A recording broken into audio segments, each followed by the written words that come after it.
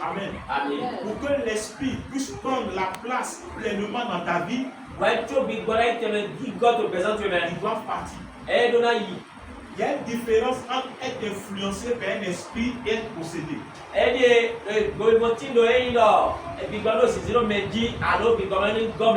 Amen. C'est-à-dire, je parle d'influencer. Donc, quand l'Esprit de Dieu se manifeste, l'Esprit de Dieu connaît le cas de chacun de nous. Donc, puisque tout ce que Dieu fait, et vous devez savoir que le Saint-Esprit, il nous aime.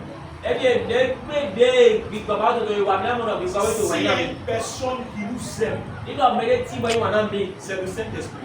En fait, il nous aime tellement qu'il aime toujours quand on ouvre notre cœur, quand on ouvre notre être. En fait, il vient pour nous aider. Vous voyez, quand certaines personnes, par exemple, ils pensent que le fait de tomber, que c'est forcément des démons.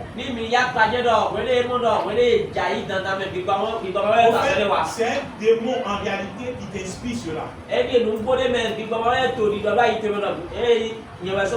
Tu sais pourquoi il t'inspire cela? Parce qu'il va continuer de faire ce qu'il est en train de faire dans ta vie.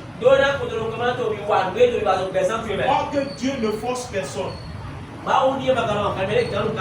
Est-ce que vous voyez? Dieu ne force pas. Amen. C'est-à-dire, celui qui a besoin de lui doit se vider de lui-même. Parce que pour être conduit par l'esprit, ça veut dire que je dois mourir à moi-même. Je perds le contrôle de tout. Je me vide de moi-même. Ouais, c'est ce qui fait que les gens ne sont pas conduits par l'esprit. Amen. Parce qu'il n'y a que eux-mêmes qui sont là.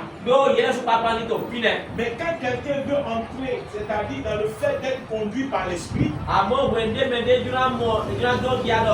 il doit se vider de lui-même.